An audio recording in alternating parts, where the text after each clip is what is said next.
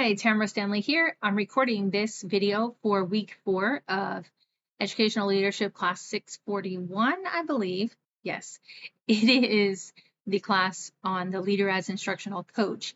And we've been looking at the learning and improving phase of the impact cycle and developing our instructional playbook. We're at the very beginning of that. And first, I also want to apologize for this distraction on my head. I had to have a minor surgery yesterday, and I had planned to make my video and then didn't have time before the surgery came. So here we are. So I apologize for that, but we will move forward. I do have some notes to try to make sure that I cover the key points, but also be mindful of the time. So first, I'll explain the learning and improvement phase of the impact cycle. During this phase, the teacher has already identified a specific goal that they want to work on. And so now the goal is to figure out a strategy that's going to make that goal help them to reach that goal. And so during the learning phase, they are choosing the strategy, learning about the strategy, how do you implement it, practicing it, seeing it modeled, all different ways of learning about it.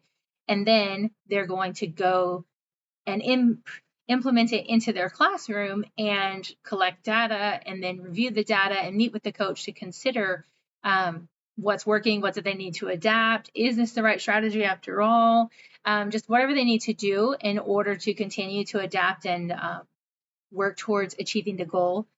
And the thing is, then when you're creating your instructional playbook, you're using that in order to help the teacher with ideas, especially if the teacher's not suggesting any ideas on their own. Maybe they're not really sure, and so the coach has asked permission, hey, can I share some ideas? And so according to Instructional Coaching Group, they have a webinar on the instructional playbook, and they mentioned that the instructional playbook should contain the strategies that are most effective and most often used. And so these are going to be like your top 10 or 15, maybe 20 max strategies, not a huge array of them. And so that's what I'm looking for as I develop mine. My book will be specifically designed for me to use as I'm working with teachers in my department, because I'm a principal. I have about 20 teachers in my staff, and I'm responsible for their professional development and their growth and performance observations. And so my initial thought on what would be the focus is what I was just kind of calling expectations, because it seems broad and basic, but very important at our school. And then I interviewed 2 teachers on my staff, and actually one of our students who's kind of right in the middle of our grade range, and he's been at our school for years. And so it was nice to hear his perspective on the same thing. And through their responses, it really confirmed what I was thinking about. The areas that we're going to focus on is planning, so actual teacher lesson planning, assessment, formative versus summative, and all of those things.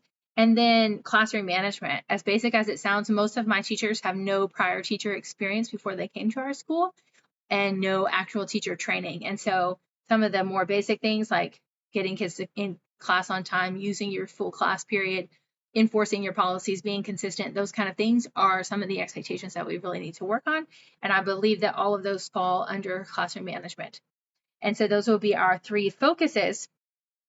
And that really tied in with the interviews, where I could see that the things that the teachers and the student expressed as issues would fall in those categories. And so as far as what I need to investigate further versus the theme, the focus, the categories, it's still clear, not 100% clear in my mind, the difference between the focus of the book versus the 3 categories. And then you have the 7 strategies, I believe.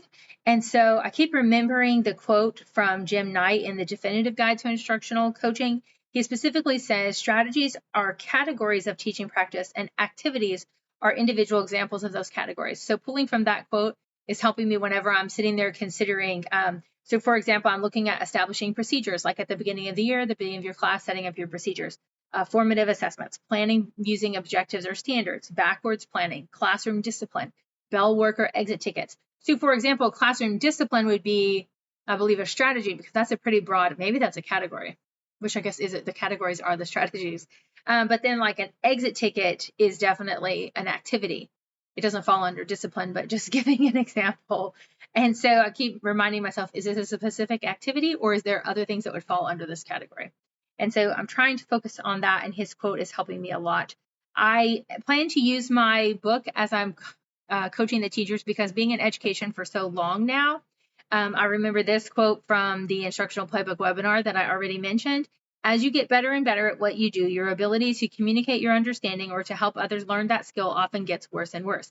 I find that to be true. Even it's difficult to explain something that's become second nature, but it's also difficult to just recall many things. Something that I did 5 or 10 years ago is not going to be on my mind as quickly as something that was 2 years ago. But the thing that was 5 or 10 years ago may be more relevant to the current teacher situation. So I expect the playbook to help me in having those different ideas already on hand. And I'm planning to use maybe Google Docs or Google Slides is where I'm stuck right now. We're a Google school, so that would be easiest. I like slides because it's nice format. You have different ways to view it. You can fit information in chunks. You can make the slides the size of a page if you want it to.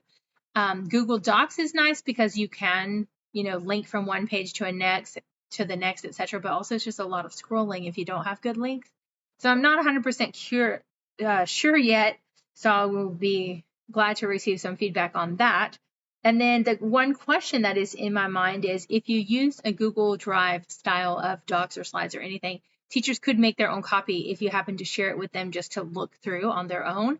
Because once you share a file, maybe they can't edit it or comment it, but somebody can just make a copy.